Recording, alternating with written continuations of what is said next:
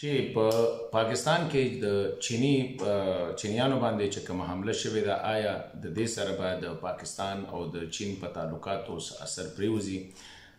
زما نه دی خیال ځکه چې یو خو د پاکستان او د چین ترمنځ چې کوم تعلقات دي نو چین هم دا خبره کوي واحد چین د پاکستان باره کې دا خبره کوي چې وی آر آیرن فرند لکه زمونږ دوستانه چې کومه ده د سټیل په شانتي کلکه ده او دا ډیپر دین د سیز مخکې به صرف پاکستان وي اوس دا خبره چین هم کوي چین واحد ملک دی چې د پاکستان باره کې وایي چې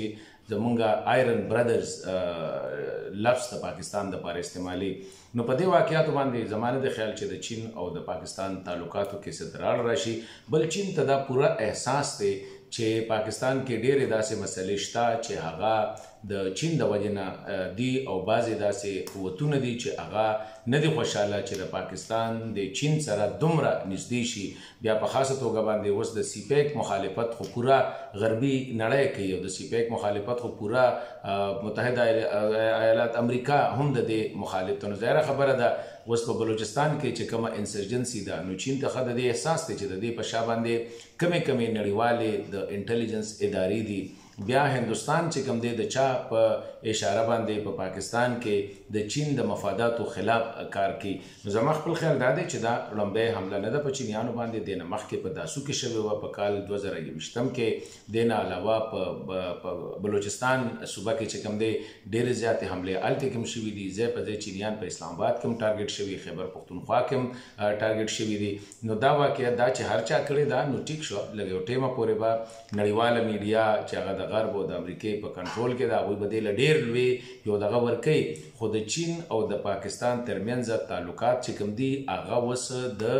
افیشل دغه نه چې کوم دي یعنې د سرکاري دفترو نه اوس وتي دي اوس یو عام پاکستانی هم چینیانو ته چینیان خپل دوست ګڼي چین چې کوم د خپل ملک دوست ګڼي او دغه شانتې که چین ته چې لاړ شي نو هغوی د پاکستان باره کې خصوصي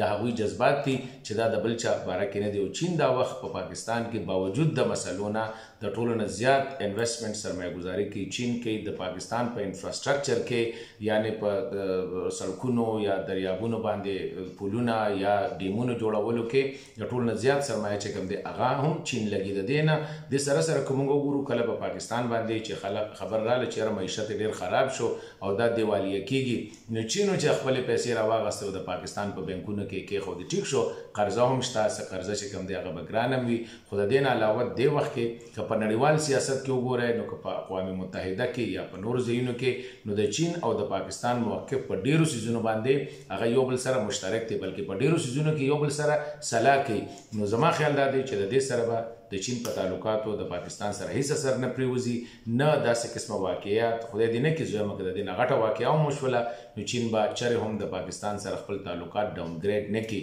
نه پاکستان حالانکه په دې واقعه باندې ټول پاکستانی قوم هم خفه دی پاکستان سرکار ریاست هم خفه دی او چین ته هم دا پته ده چې د پاکستانو جذبات څه دي نو هغه به د دغې جذباتو په رڼا کې دې مسلې ته ګوري دې ته نه ګوري چې دوه چینیان یا څلور چینیان یا دا په کراچۍ کې هم په نښه شو په ګوادر کې هم په نښه شو د هغې نه مخکې په تعلقاتو څه اثر پرېوتی او زه نه دا ګڼمه چې را روان وخت کې به د چین او د پاکستان په تعلقاتو باندې په داسې قسمه واقعاتو د وجې نه څه اثر پرېوځي